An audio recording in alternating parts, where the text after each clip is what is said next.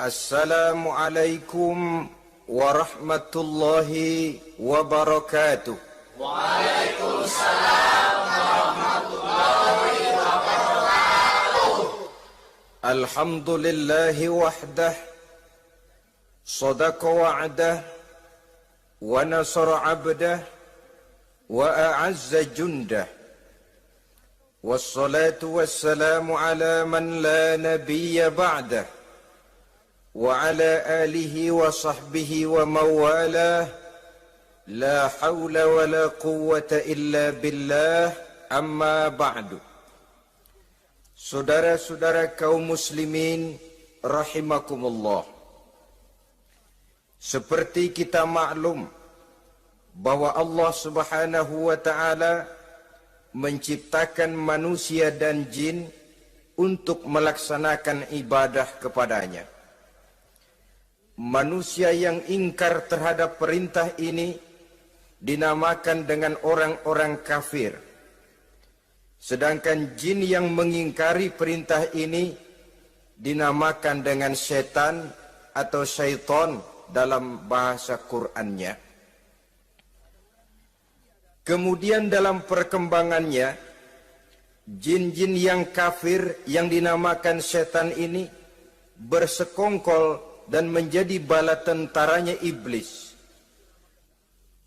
untuk menggelincirkan manusia dengan berbagai macam cara dan jalan dari hal-hal yang diridhoi oleh Allah Subhanahu wa taala. Adapun yang namanya iblis pada hakikatnya cuma satu saja, yaitu yang ingkar kepada perintah Allah untuk sujud kepada Nabi Adam alaihi salam. Iblis inilah kemudian yang menjadi sesepuh, raja, biang atau dedengkotnya para setan. Seluruhnya akan tunduk kepada komando iblis, akan taat dan setia kepada perintah iblis untuk mencari teman yang sebanyak-banyaknya guna menemani mereka di neraka nanti. Maka mereka pun melakukan satu proklamasi yang bisa kita baca dalam surah Al-A'raf ayat 16 dan 17, di mana iblis dengan tegas menyatakan, qala fabima aghwaytani la'aq'udanna lahum siratakal mustaqim. Wahai Allah, kata iblis, dari sebab engkau telah menghukum saya, dari sebab engkau telah mengusir saya dari surga, maka saya berjanji akan menipu, akan menggelincirkan mereka, Adam dan keturunannya, dari jalanmu yang lurus. Apa jalan yang lurus? Tidak lain Islam ini. Dengan segala cara dan jalan, iblis dan bala tentaranya akan berusaha menggelincirkan manusia dari jalan yang lurus. Caranya bagaimana? Ayat ke-17 menjawab, "Tsumma la'atiyannahum min ba'di aydihim." Akan kami datangi mereka, akan kami goda mereka dari arah sebelah depan. Kalau cara itu tidak kena, wa min khalfihim, kami goda mereka dari sebelah belakang. Andai kata cara itu pun tidak mempan, wa an aimanihim, dari arah sebelah kanan. Kalaupun itu gagal, wa an samailihim, kami akan datang dari arah sebelah kiri. Pendeknya dari 4 penjuru angin, iblis dan seluruh bala tentaranya yang bernama setan belum akan puas sebelum kita tergelincir dari jalan yang lurus yang diridhoi oleh Allah Subhanahu wa taala. Sebagian ahli tafsir menjelaskan bahwa jika iblis menggoda dari arah depan, yang dimaksud dari depan ini adalah dunia. Sehingga manusia menjadikan dunia sebagai tujuan akhir dari seluruh kegiatan hidupnya. Ia pergi pagi, pulang sore, peras keringat, banting tulang, tidak ada yang dikejar kecuali dunia, dan cuma untuk kepentingan dunia. Dunia yang membuat orang berpaling daripada akhirat. dunia yang membuat orang lupa kepada tujuan penciptaannya, maka dunia termasuk perangkap iblis. Apa isi dunia? Biasanya yang lazim itu 3 ta itu. Harta, tahta, wanita. Itu yang bikin orang jadi sibuk sampai lupa kepada tujuan penciptaannya. Untuk apa dia diciptakan oleh Allah? Ini wa'an min baini aidihim. Kami goda mereka dari arah depan dengan menyodorkan dunia dalam bentuk yang hijau ranau, dunia dalam bentuk yang manis sehingga mereka tenggelam di dalamnya lalu melupakan akhirat. Kalau cara itu juga tidak kena, wa min khalfihim, kami datang dari sebelah belakang. Kami lupakan mereka kepada akhirat. Itu mah urusan nanti bagaimana saja. Yang penting yang kita hadapi sekarang apa? Dunia. Akhirat kita belum tahu dan bahkan belum tentu ada. Yang sudah pasti saja kita garap. Melupakan akhirat. Wa an aimanihim, yang dimaksud dari arah sebelah kanan, iblis dan setan selalu menghalang-halangi manusia untuk berbuat kebaikan.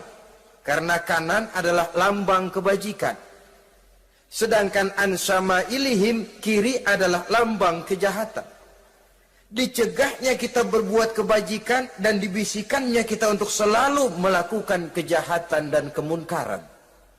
Wala tajidu aktsarahum syakirin, dan akan kamu dapati sedikit sekali di antara manusia yang bersyukur atas nikmat yang telah engkau berikan kepada mereka. Ditanamkan rasa ingkar kepada nikmat. Jika kita tidak kufur iman, dibuatnya kufur nikmat.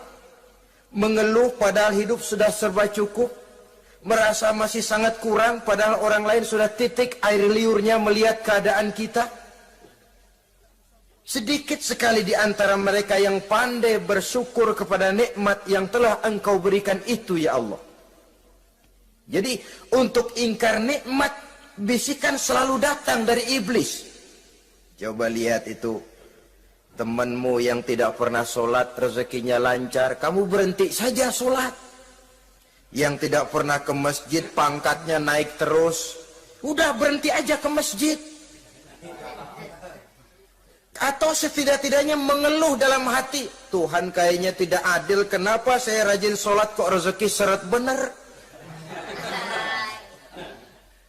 Padahal pada dasarnya kalau kita mau berpikir dalam bentuk yang paling mendasar, Allah selalu memberikan yang terbaik untuk kita.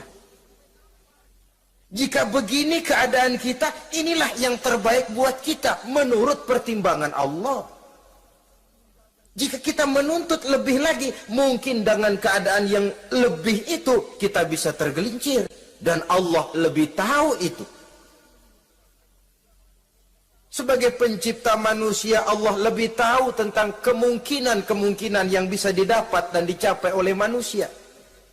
Bahasa ringannya, rezeki lu segini aja deh, lu jadi rajin sholat. Kalau rezeki lu melebihan jadi orang kaya dikit, nanti ngelihat masjid minggir. Allah selalu memberikan yang terbaik kepada kita.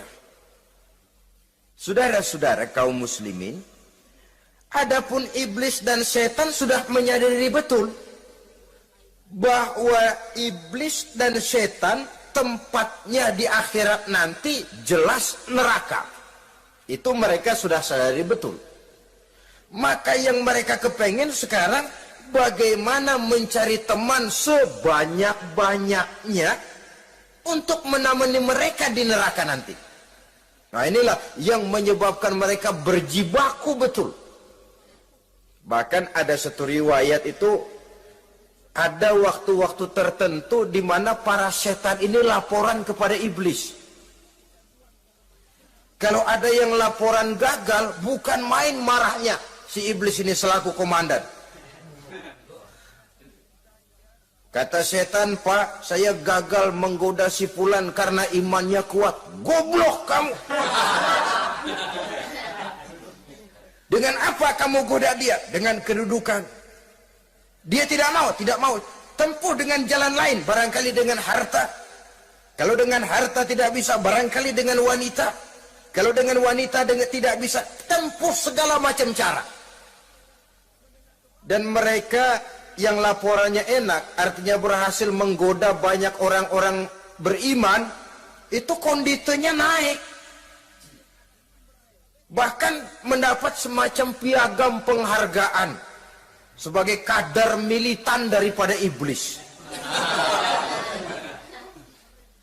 Nah, mereka berusaha dengan segala macam cara mengumpulkan teman sebanyak-banyaknya.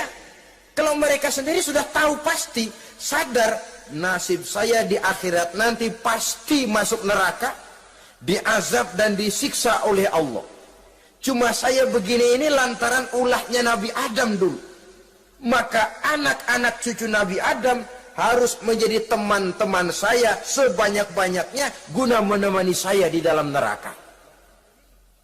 Oleh karena itu, pada kesempatan pertemuan saat ini, kita akan membicarakan siapa sih teman-teman setan itu. Diriwayatkan dari Wahab bin Munabbih bahwa pada satu hari iblis diperintahkan oleh Allah untuk datang kepada baginda Rasulullah sallallahu alaihi wasallam dan menjawab segala pertanyaan yang diajukan oleh baginda Nabi.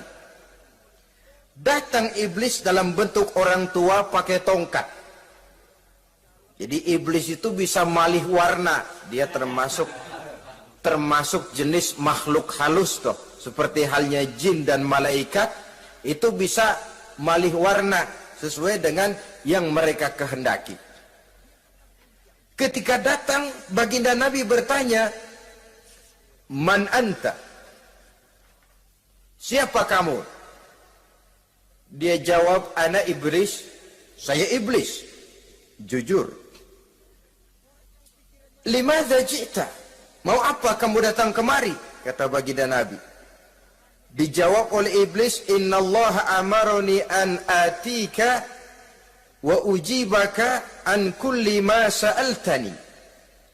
Allah memerintahkan saya untuk datang kepadamu dan menjawab segala pertanyaan yang engkau ajukan kepada saya. Nah, atas pernyataan ini baginda Rasul kemudian bertanya dengan dua pertanyaan.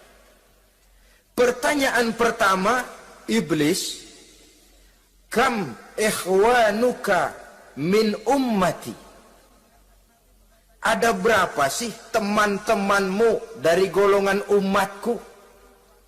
Dari golongan umatku, umat Islam ini, bukan orang lain. Kalau orang kafir sih sudah jelas, itu memang CS-nya iblis. Tapi dari umatku, siapa saja yang jadi teman-teman kamu iblis? Menjadi antekmu, menjadi alatmu sejak dari dunia sampai ke neraka nanti. Atas pertanyaan ini iblis menjawab, "Teman-teman saya dari golongan umatmu ya Muhammad, asyarun, ada 10 orang. Ada 10 orang yang merupakan teman-teman iblis dari dunia sampai ke neraka." Siapa mereka? Pertama kata iblis, "Teman saya hakimun jair." Hakim yang curang. Hakim yang tidak adil. Ini bisa dimaklumi. Kenapa? Karena hakim diharapkan adalah produk keadilan. Sehingga orang mengatakan seorang hakim adalah seorang yang meletakkan sebelah kakinya di sorga dan sebelah lagi di neraka.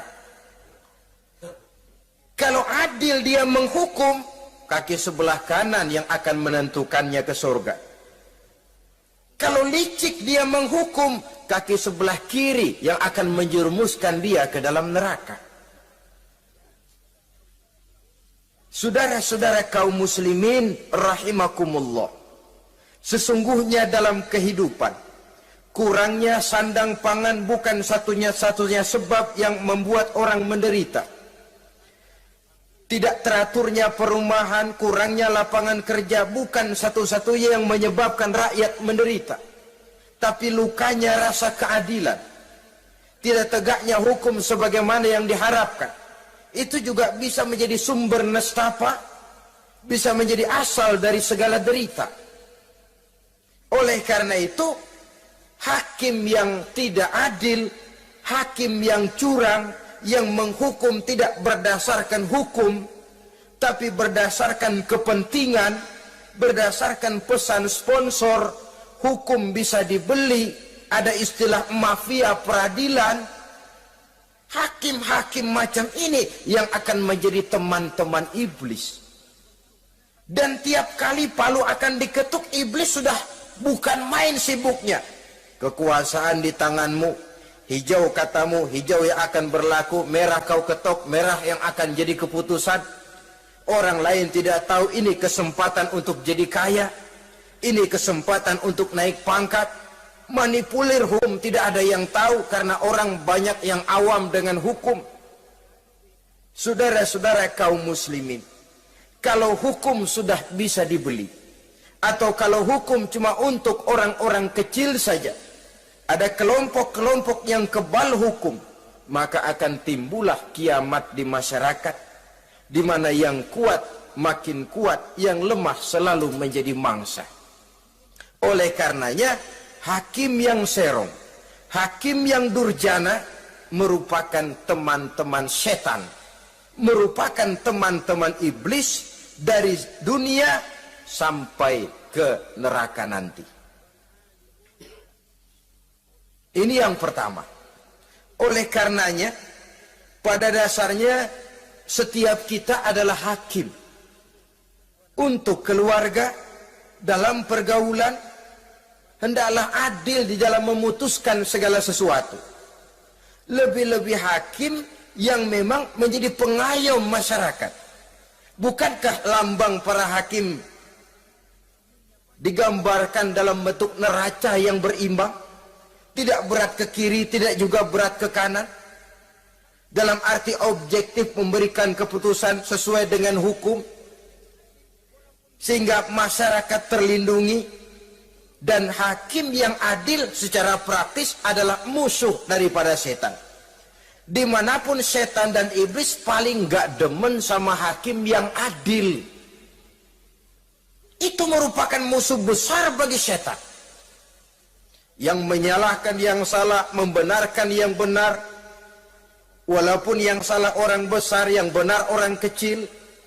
Dan kita memang oleh baginda Nabi diajarkan satu doa. Allahumma arinal haqqa haqqa warzuqna ittiba'ah. Ya Allah, perlihatkan kepada kami bahwa yang benar itu benar. Sebab sering kita lihat yang benar jadi tidak benar. Ini memerlukan kekuatan batin. Yang benar tampakkan kepada kami kebenarannya ya Allah. Sebab sekarang banyak ketidakbenaran yang dikamuflase. Banyak ketidakbenaran yang diberikan lipstick, sehingga kelihatannya menjadi benar.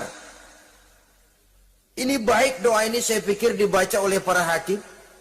Allahumma arinal haqqa haqqa. Ya Allah, perlihatkan kepada saya bahwa yang benar itu benar. Dan tidak cuma sekedar itu, warzuqni ittiba'ah. Berikan kekuatan kepada saya untuk mengikuti kebenaran itu. Sebab kadang-kadang terjadi juga dia tahu yang benar itu benar, tapi tidak punya keberanian moral untuk mengatakan bahwa itu benar. Dia tahu itu barang yang hak, tapi tidak terpanggil mengikuti yang hak. Tidak punya kekuatan moral untuk mengikutinya. Lalu doa ini pun disambung. Wa arinal batila batilan warzuqna ijtinabah. Wahai Allah, perlihatkan kepada kami bahwa yang batil adalah batil, bahwa yang salah adalah salah, bahwa yang munkar adalah munkar. Berikan kepada kami kekuatan untuk menjauhi yang munkar, yang batil, yang zalim. Saudara-saudara kaum muslimin rahimakumullah, Kita sering mencaci kaum pelacur sebagai sampah masyarakat. Tapi sadarkah kita bahwa pelacuran di bidang hukum, pelacuran di bidang intelektual, kadang-kadang pelacuran di bidang agama, dalam arti menjual ayat untuk membela yang salah dan menekan yang benar, ini juga tidak kalah bahayanya dengan prostitusi, pelacur-pelacur yang kita anggap sebagai sampah daripada kehidupan masyarakat itu. Oleh karenanya, maka hakim yang adil merupakan musuh utama daripada iblis dan setan. Mereka akan sibuk sekali kalau seorang hakim sudah berketetapan untuk melahirkan keputusan hukum yang seadil-adilnya. Ini yang pertama, teman setan adalah hakim yang nyeleweng, yang tidak adil. Yang kedua, teman saya, kata iblis, ghaniyun mutakabbir, orang kaya yang sombong. Orang kaya sombong itu teman setan. Orang miskin sombong itu lebih teman lagi tuh. Sebab ini sudah kelewatan. Kalau orang kaya sombong barangkali masih lumayan lah, memang kaya. Tapi kalau sudah miskin sombong, minta ampun. Orang kaya yang sombong adalah musuh iblis. Sebab pada hakikatnya tidak ada yang kaya dalam kehidupan ini kalau sudah bercermin kepada apa sih yang kita punya. Nabi Sulaiman karena merasa menguasai antara masyrik dan maghrib, satu hari pernah mohon izin kepada Allah. Ya Allah, saya mohon izin kepadamu untuk memberikan makan kepada seluruh makhluk-makhlukmu sekedar satu hari saja. Baik, satu hari Nabi Sulaiman mau menjamin menanggung makannya semua makhluk karena merasa kaya. Baik, kata Allah. Lalu sibuklah Nabi Sulaiman mengadakan persiapan. Seluruh bala tentaranya, jin, binatang dikumpulkan, mengumpulkan makanan yang sebanyak-banyaknya, diatur di satu lapangan yang sangat luas. Sebab ini yang mau makan tentu tidak sedikit. Sudah selesai persiapan, kata Allah, sudah selesai Sulaiman? Sudah, ya Allah. Nah, aku mulai dari makhlukku yang paling di bawah, ikan. Ikan Nun dipanggil oleh Allah. Rezekimu hari ini mau ditanggung Sulaiman. Naik, makan. Naik ikan ini. Sekali makan seluruh persiapan habis. Goleng kepala Nabi Sulaiman, beliau sadar lalu sujud, maha kaya engkau ya Allah. Boro-boro nanggung makanan semua makhluk hidup sehari, ikan satu nggak keurusan. Ini baru sekali makan, bagaimana nambahnya? Jadi apa sih yang kita anggap kaya ini? Maka orang kaya yang sombong pada hakikatnya kacang yang lupa akan kulitnya. Tidak ada yang kita bawa pada saat kita terlahir ke alam ini.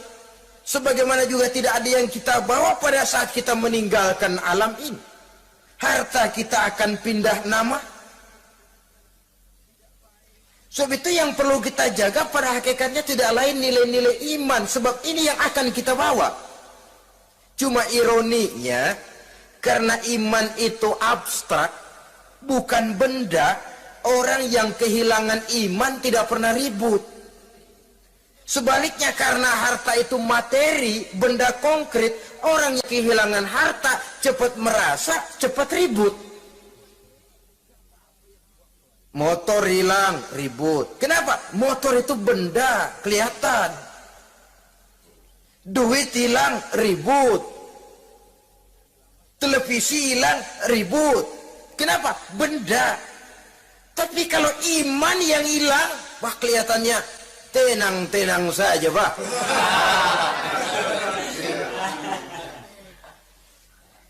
Padahal ini usaha iblis bagaimana orang kehilangan iman, menjadi kafir, masuk grup dia untuk menemani dia di dalam neraka nanti. Dia gelincirkan iman kita, dan kita sering tanpa terasa telah mengalami pergeseran nilai-nilai iman kalau tidak tergusur sama sekali. Cuma saya katakan tadi, oleh karena iman ini bukan benda, orang yang kehilangan iman kurang begitu merasa. Padahal ini yang paling berharga. Sebab ini yang akan kita bawa menghadap Allah. Orang itu kalau sudah yakhruju minad dunya bighairi iman, keluar dari dunia, meninggalkan dunia dan seluruh isinya, kembali menghadap Allah dengan tidak membawa iman, tempatnya jelas sudah. Itu yang paling kita khawatir. Pangkat jelas tidak kita bawa. Harta benda akan pindah nama jadi milik ahli waris kita. Tiba-tiba iman yang cuma satu itu tempat kita bergantung, hilang juga dari diri kita. Dengan apa kita mau menghadap Allah? Dan kemalangan apa yang lebih besar dari orang-orang yang telah kehilangan iman pada saat dia menghadap Allah Subhanahu wa ta'ala. Karena itu, saudara-saudara, terutama yang diberikan amanah berupa harta oleh Allah dalam kehidupan ini, bersyukurlah kalau saudara diberikan kepercayaan oleh Allah untuk menyalurkan rezeki kepada orang lain, seperti keran yang nyimpen air tapi tidak untuk dirinya, disalurkan kepada yang memerlukannya. Rezeki dia cuma lewat tangan saya, rezeki dia cuma lewat tangan saya. Berbahagialah orang kalau dipercayai Allah untuk menyalurkan rezeki kepada orang lain. Artinya agen. Yang ditunjuk jadi agen Allah, kok nggak bangga? Kalau sudah kemari cara berpikir, insya Allah rasa bakhil bin pelit alias medit bin koret.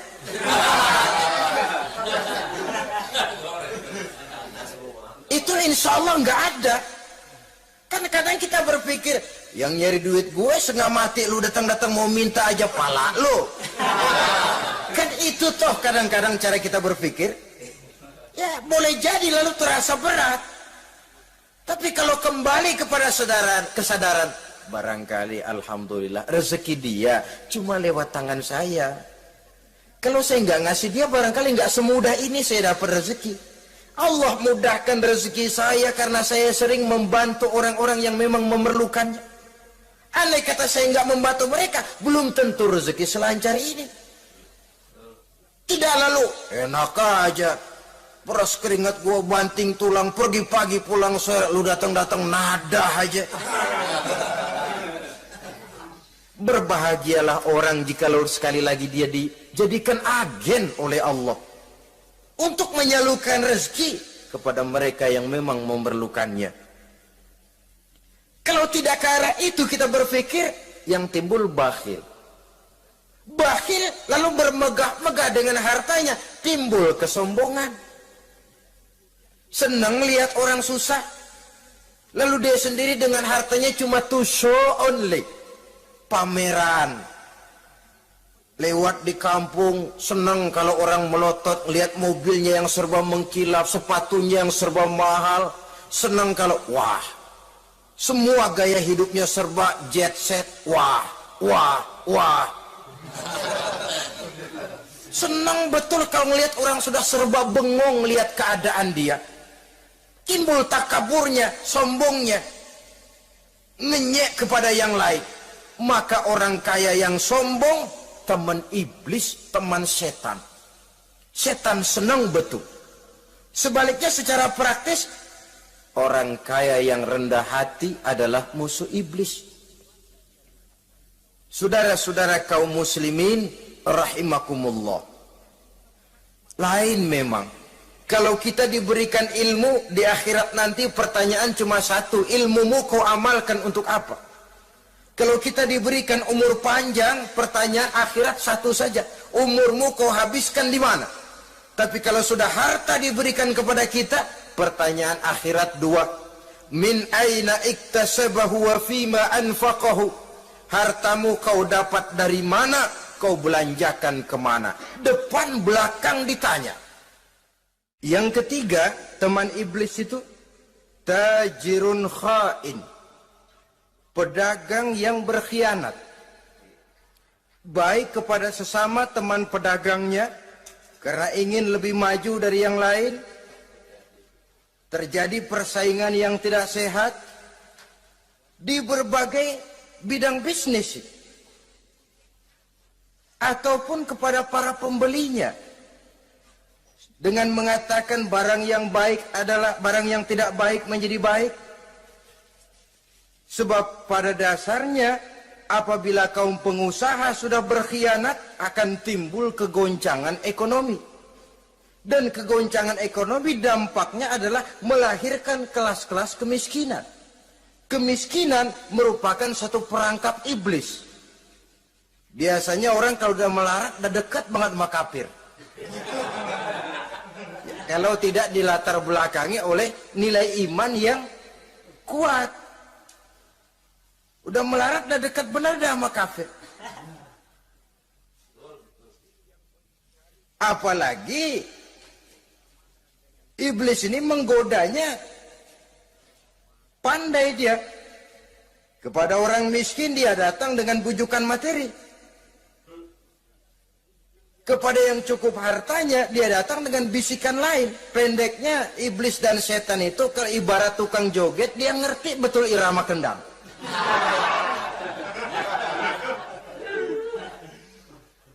Di mana kelemahan orang itu dia selidiki, dia pelajari, dari arah situ dia masuk. Dan secara strategi perang iblis dan setan ini posisinya memang lebih menguntungkan daripada kita. Kenapa? Dia melihat kita, kita mah nggak lihat dia. Dia bisa pelajari kebiasaan dan kecenderungan kita. Kita nggak tahu kadang-kadang kelemahan kita. Dari arah itu dia masuk. Posisi dan strateginya lebih menguntungkan daripada kita. Saudara-saudara kaum muslimin rahimakumullah. Bila ekonomi sudah goncang, terjadi penimbunan barang, terjadi spekulasi harga, timbullah kegoncangan sosial. Dan dikala itu setan dan iblis pesta. Dia merasa perangkapnya berhasil. Persaingan-persaingan yang tidak jujur, yang pada dasarnya akhirnya bukan cuma merusak sistem ekonomi, tapi juga mempengaruhi hasil kerjaan. Dalam tender-tender usaha-usaha besar misalnya, oleh karena mengajar supaya dia yang mendapat proyek, dia tidak segan sogok sini, suap sana, semir sana, usap sini. Tinggal untungnya sedikit dan dia harus dapat untung besar. Akhirnya apa? Proyek yang dikerjakan cuma asal sekedar jadi. Tidak seperti standar yang ditetapkan lagi. Juga tidak merupakan kesalahan yang sepenuhnya harus dibebankan kepada dia. Kesalahan yang merupakan siklus. Mata rantai sudah lingkaran setan. Itulah sebabnya sering saya ungkapkan kalau manusia sudah jadi teman setan, lebih buas daripada bajing. Karena bajing cuma makan kelapa, tapi bajingan gak apa saja dimakan. Sudah jadi teman-teman iblis, tidak ngerti halal haram, hak dan batil. Ini kepentingan pribadi apa kepentingan orang banyak, yang penting sikap saja. Jadi yang ketiga ini targetnya memang kekacauan ekonomi. Yang kemelaratan, kemiskinan merupakan tangga untuk sampai kepada kekafiran. Dan iblis tahu betul itu.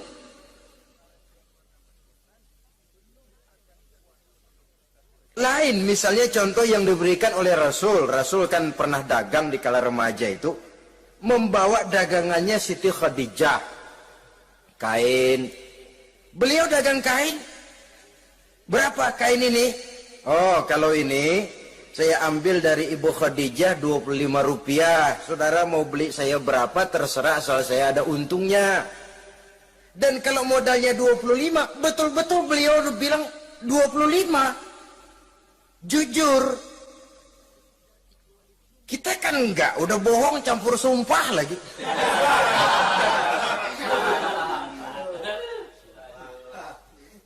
Ini yang ketiga. Yang keempat, teman-teman setan, teman-teman iblis, syaribul khamr.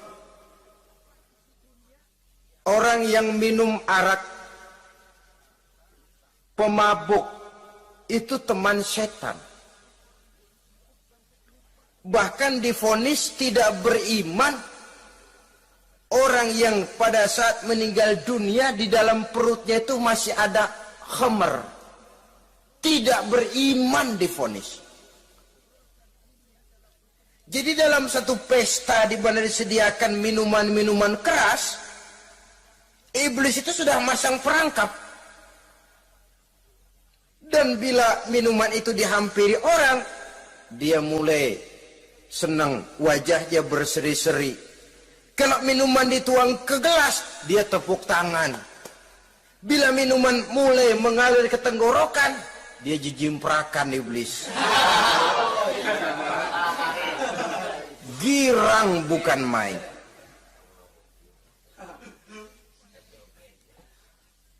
Saudara-saudara kaum muslimin rahimakumullah. Kenapa pemabuk merupakan teman setan? Karena dalam keadaan mabuk, orang kehilangan daya kontrol. Perbuatannya nyaris tidak terkontrol lagi. Tidak ada rahasia, tidak ada harga diri, tidak ada sifat memelihara. Dan itu ciri-ciri daripada iblis. Syaribul khamr. Orang yang suka meminum minuman keras. Itulah sebabnya memang dalam hidup ini kita harus punya filter. Allah selalu menghendaki yang terbaik dan memilihkan yang terbaik untuk kita. Kalau sudah itu minuman yang baik kata Allah, itulah memang yang baik untuk kita. Kalau itu dilarang oleh Allah, itulah memang yang tidak baik untuk kita. Jadi kalau sudah qat'i dalilnya, gak usah buang energi menyelidiki apa manfaatnya. Kalau sudah qat'i dilarang, gak usah buang energi menyelidiki apa bahayanya khamr. Allah tidak akan melarang sesuatu yang mengandung manfaat. Yang dilarang Allah tentu yang membawa mudarat dan bahaya di dalam kehidupan. Bukankah sekarang ini minuman keras sudah merupakan penghias pesta? Merupakan kebanggaan di kalangan remaja? Termasuk dalam kata khamr ini ya morfin, ganja, narkotik, dan yang sejenis dengan itu. Orang sudah merasa bangga kalau sudah fly to the sky. Membumbung ke angkasa, katanya dunia ini luas, lupa segala macam persoalan. Tapi sampai kapan? Sampai kapan orang merasa membumbung? Sampai kapan orang merasa bisa meninggalkan segala persoalan? Sampai mabuknya selesai? Ya kalau gitu mabuk aja terus. Lalu apa artinya kehidupan ini? Mabuk kan gak ngerugiin orang lain. Kalau saya nyolong kan ngerugiin orang lain. Kalau saya korupsi ngerugiin orang lain. Kalau saya zina jelas ada orang lain yang dirugikan. Tapi minum khamar, siapa yang rugi? Uang-uang saya. Saya beli dengan uang saya. Yang minum pun saya. Siapa yang rugi? Saudara, ini pemikiran sepihak namanya. Pertama jelas merugikan diri sendiri. Kesehatan terganggu, pertumbuhan IQ, ya, daya pikir jadi jumud bin beku. Tidak ada idealisme ke arah depan. Yang ada ya, yang dipikirkan ya, yang di depan hidungnya saja. Dan konon itu pada mulanya memang orang kan sifatnya cuma ingin tahu. Nyobain ketagihan. Ya kalau orang tuanya masuk golongan have, mampu. Kalau orang tuanya termasuk ekonomi lemah, sedangkan kecanduan hal yang tidak bisa ditangguhkan. Orang yang sudah kecanduan minuman keras, Sekali dia tidak minum, sudah bukan main rasanya. Orang yang sudah biasa minum ganja, morfin, narkotik, satu kali dia tidak bertemu itu, sudah nggak keruan rasa. Orang tuanya tidak mampu, kenapa lalu nggak ngelamun yang negatif? Ya kalau dia keluarga have, orang tuanya masih ngelarang, dia bisa jual hal lain di rumahnya yang ada harganya. Tip deka itu, video kah itu, mobil kah digade dulu. Kalau di kampung, anak-anak muda yang menengah ke bawah, kenapa enggak ayam orang disamber?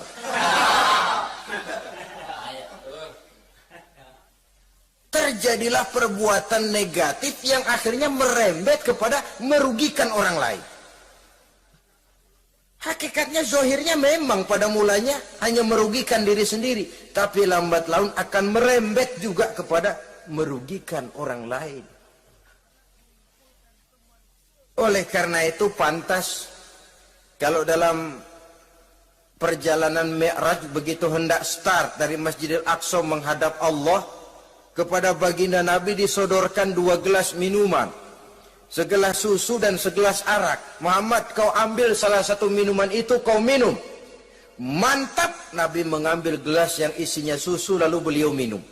Selesai minum kata Jibril, "Shadaqta ya Muhammad, laqad asabtal haq." Kamu benar Muhammad, pilihanmu tepat. Kenapa?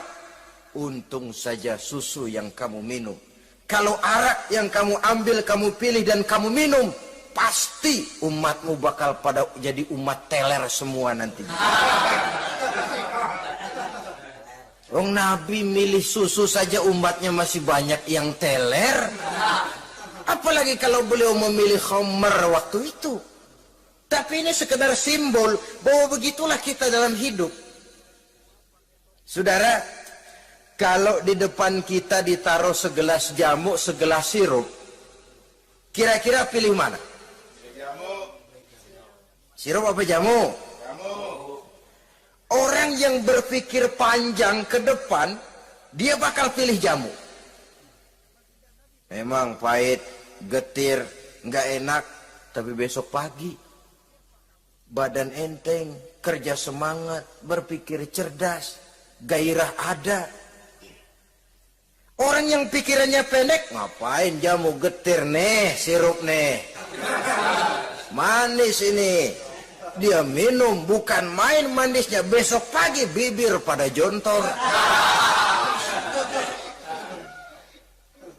Begitulah dalam kehidupan ini. Maka hendaknya kita berusaha dengan sekuat kemampuan untuk menghindarkan diri dari minuman keras dan pengaruh-pengaruhnya. Yang kelima, teman iblis itu al-qattat, tukang-tukang fitnah. Itu suling iblis itu, trompet setan. Sebab apa? Benar kalau Quran Nabi mengatakan al-fitnatu asyaddu minal qatli. Fitnah lebih bahaya dari pembunuhan. Sebab apa? Pembunuhan membunuh orang secara langsung. Fitnah membunuh orang pelan-pelan. Kalau mati mendingan cepat daripada pelan-pelan. Pelan-pelan mati, cepat mati, enakan cepat, nggak ngerasain sakit. Fitnah membunuh orang pelan-pelan. Nama baik orang hancur, dicoreng-moreng di tengah masyarakat. Maka tukang-tukang fitnah, teman-teman setan dari dunia sampai ke neraka nanti. Karena fitnah lebih bahaya daripada pembunuhan. Mengada-ada yang tidak ada diada-adakan, fitnah. Melebih-lebih, berita semeter jadi 3 meter, yang 2 meter. Ya kalau positif, kalau negatif, fitnah. Memang orang bilang kalau kita nitip duit jangan harap lebih, kurang bisa. Tapi kalau nitip omongan jangan harap kurang, pas saja sudah untung itu. Biasanya lebih, namanya omongan.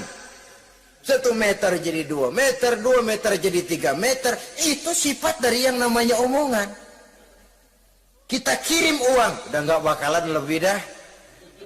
Ini nitip uang sama saya 50.000, tambahin 10.000, langka yang berpikir begitu. Kurang malah bisa, enak aja nitip, gua kan kemarin pakai ongkos. Hitung transport misalnya. Tapi kalau sudah nitip omongan, pas saja sudah untung loh. Biasanya malah lebih. Fitnah pernah melanda Nabi Zakaria. Fitnah pernah melanda Habil dan Qabil. Fitnah pernah melanda Nabi Ibrahim. Fitnah bahkan pernah melanda kehidupan baginda Rasulullah sallallahu alaihi wasallam. Dalam peristiwa yang lazim kita kenal dengan hadisul ifki, bagaimana gosip pun sempat mengguncang rumah tangga kehidupan baginda Nabi. Sehingga pantas kalau beliau sendiri mengatakan al-fitnatu asyaddu minal qatli. Fitnah itu lebih bahaya daripada pembunuhan, karena fitnah membunuh orang secara pelan-pelan. Saudara-saudara kaum muslimin rahimakumullah, lidah tidak bertulang. Saghirul jirmi azimul jurmi, kecil bentuknya tapi besar akibatnya. Kalau kita luka karena silet 2-3 hari boleh sembuh. Tapi luka karena lidah seumur hidup kita ingat. Asal lihat orangnya ingat nih, dia nih yang ngomong kagak enak banget, adek gua tandain dah.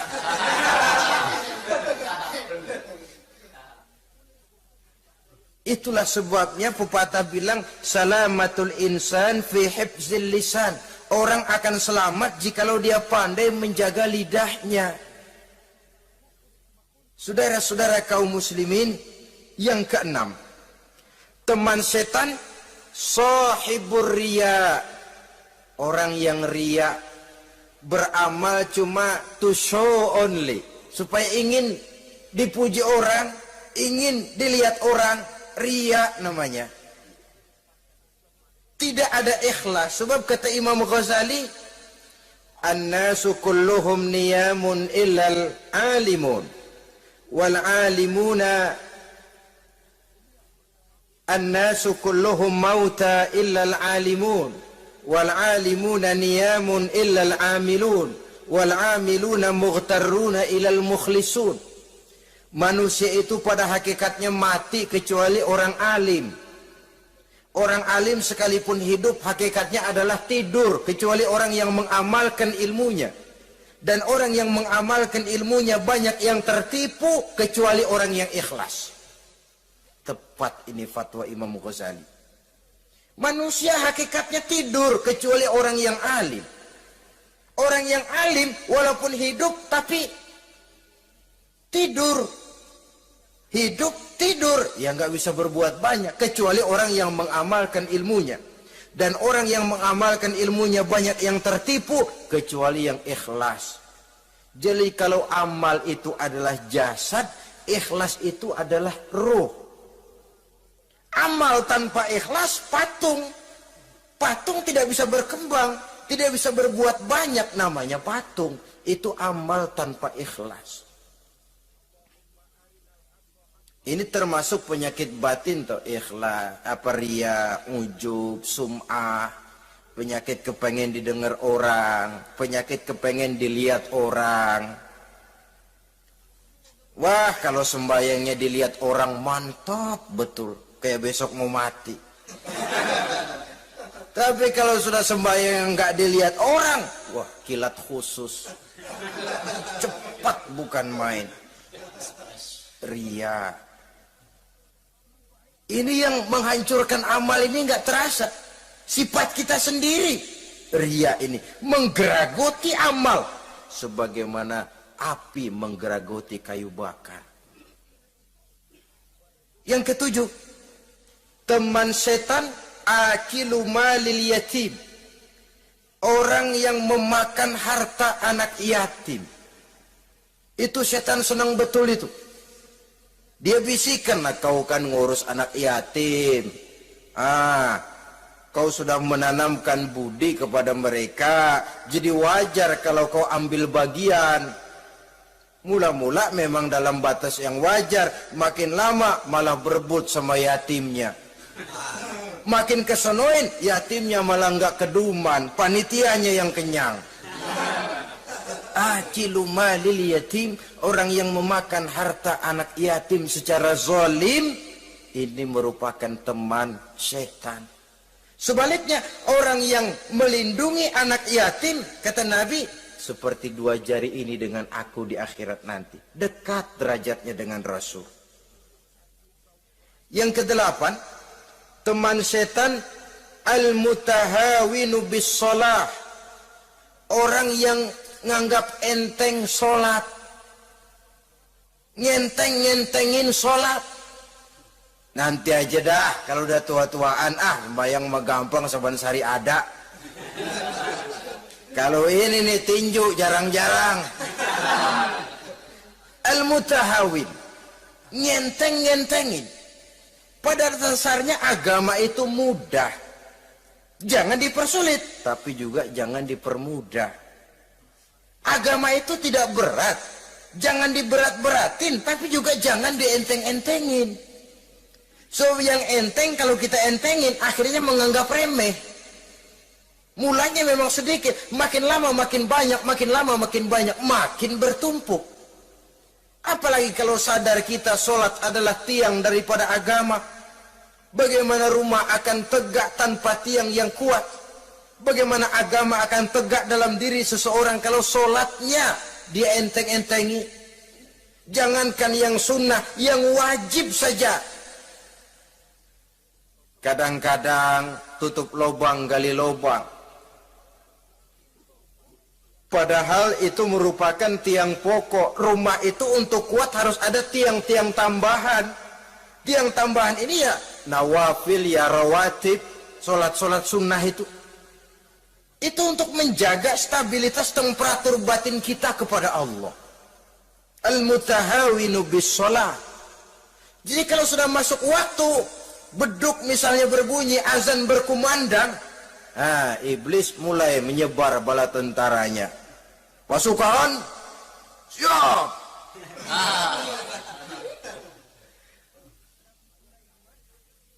Kama yang dagang dia bisikin, sedang enaknya lo dagang, kau beli lagi banyak-banyak, sembahyang mah ada besok.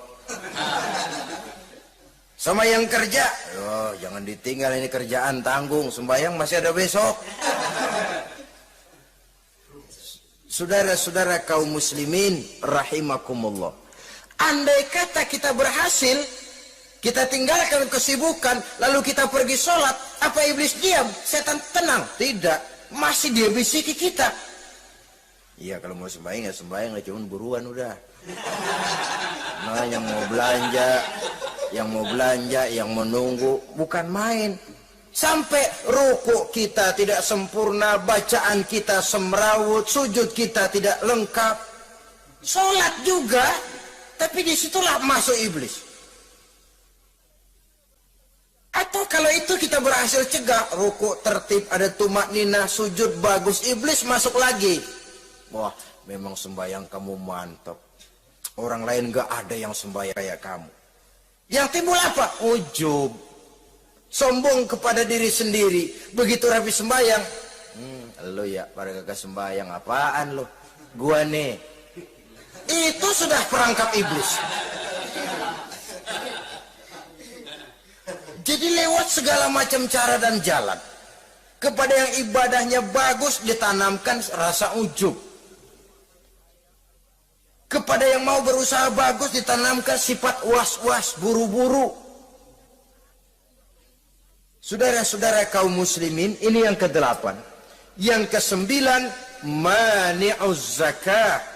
Orang yang enggan membayar zakat itu teman setan. Gak ada urusan sama zakat. Sayang-sayang harta dizakatin. Saudara-saudara, padahal zakat itu kata Nabi, zakku amwalakum biz zakat. Bersihkan hartamu dengan zakat. Jadi barangkali bercampur harta itu dengan sedikit yang tidak baik, bercampur dengan yang kotor. Zakat itu membersihkan yang lain. Kita misalnya dalam satu kelas punya murid 40 orang, 42 orang, ada 2 orang yang bandel, nggak ketulungan. Sudah segala macam cara kita perbaiki, nggak juga berhasil. Ini kan kalau nggak diatasi kan mempengaruhi yang teman-teman yang 40 orang. Untuk menyelamatkan yang 40 ini, nggak apa-apa yang 2 keluarin. Bikin pemecatan. Anak saudara, kami sudah tidak sanggup lagi mengajar. Dengan ini kami berhentikan dari sekolah yang kami pimpin untuk menyelamatkan teman-teman yang lebih banyak. Mengeluarkan yang 2 untuk menyelamatkan yang 40.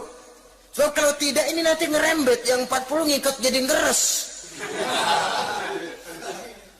Itu juga harta. Zakat untuk membersihkan yang masih tersisa. Yang terakhir yang ke-10, teman setan, musuh, teman iblis, man yutilul amal. Orang yang terlalu panjang angan-angan. Penghitung bintang di langit. Yang hidup cuma ngitung jikalau. Wiridannya cuma jikalau.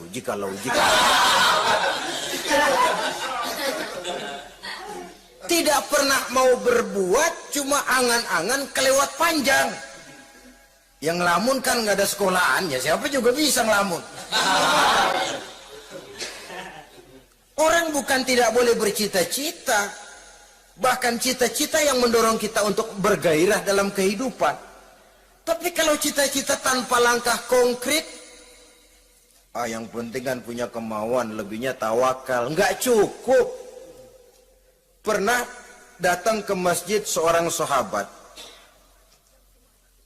Begitu sampai dia turun dari onta langsung menghadap baginda Nabi. Nabi tanya, ontamu udah diikat belum? Belum ya Rasul. Kenapa? Saya tawakal kepada Allah. Tuh orang diomelin sama Nabi. Ikat dulu, habis gitu baru tawakal. Betul toh. Ikat dulu tuh onta, lebihnya baru tawakal. Kalau udah diikat masih lari juga, itu tawakal. Lah belum diikat udah tawakal. Orang yang terlalu panjang angan-angan, yang akhirnya kalau tidak merusak cara berpikirnya, akan mendorong dia kepada perbuatan yang negatif untuk mewujudkan angan-angannya itu. Macam misalnya ya, pakaian kepengen bagus, harta mau banyak, usaha ogah, kerja capek sedikit tidak mau, kepengen seperti orang-orang, lalu ngelamun. Kalau tidak jadi gila, yang merusak perbuatannya. Kan berapa banyak orang yang kepengen kaya gagal lalu jadi sableng. Kertas koran ditumpukin, dikantongin, dia kira gepokan duit. Hawanya duit udah banyak aja. Tulul amal, terlalu panjang angan-angan. Nah, saudara-saudara, kalau kita sudah tahu itulah teman-teman setan, teman-teman iblis, mari kita berusaha jangan termasuk salah satu di antara 10 orang yang menjadi teman-teman iblis ini. Lalu cara untuk mengatasinya bagaimana? Imam Al-Ghazali rahimahullah memberikan tuntunan. Pertama, untuk mengatasi perangkap setan, jangan sampai kita termasuk salah satu teman setan, zikrullah. Banyak ingat kepada Allah. Sebab Nabi bersabda, inna zikrallahi ta'ala fi janbi syaitan kal akillati fi janbi ibni Adam. Sesungguhnya zikrullah, zikir kepada Allah itu dapat menyakiti setan sebagaimana penyakit menyakiti lambung anak Adam. Jadi setan itu akan kurus kalau kita hantam pakai zikrullah. Setan tidak berdaya, lemah kalau kita hantam pakai zikrullah. Ingat Allah, selalu merasakan kehadiran Allah dekat dalam hidup. Itu senjata pertama. Dengan zikrullah, setan kurus. Kalau udah kurus, ya lemas, nggak berdaya ngadepin kita. Tapi kalau nafsu yang kita ikutin, kita umpanin tuh setan. Lah gemuk, begitu gemuk, makin berleluasa dia ngutak-ngatik kita. Yang kedua, jangan mendekati tempat maksiat. Sebab man hama haulal hima yusiku ayyaqafi. Orang yang main di pinggir kali ditakutin kecebur di kali. Jangan mendekati tempat yang cenderung membawa kita ke tempat maksiat. Saudara-saudara, yang ketiga, mengosongkan perut. Dalam arti rajin puasa, puasa sunnah. Kata Nabi, inna syaitan yajri min ibni adam majrad dam fadayyiku majariyahu bil ju'. Setan mengalir dalam diri manusia seperti mengalirnya darah. Maka persempit jalan setan dengan apa? Bil ju', dengan memperbanyak lapar. Bukan memperturutkan syahwat. Pantas kalau Nabi bilang, saya adalah sekelompok orang yang tidak makan kecuali kalau kami lapar. Dan kalau kami makan, tidaklah sampai kekenyangan. Bukan enggak kenyang, tapi enggak kekenyangan. Yang terakhir kata Imam Ghazali, hendaknya kita selalu ingat bahwa tujuan iblis dan setan adalah menjerumuskan manusia, menyengsarakan manusia, supaya kita menjadi teman mereka di neraka nanti. Kalau ingat itu, insya Allah kita bisa mengerem diri. Nah, inilah saja yang dapat kita sampaikan pada pertemuan kali ini. Mudah-mudahan ada manfaatnya. Terima kasih dan mohon maaf. Usikum wa nafsi bitaqwallah. Wassalamualaikum warahmatullahi wabarakatuh. Waalaikumsalam.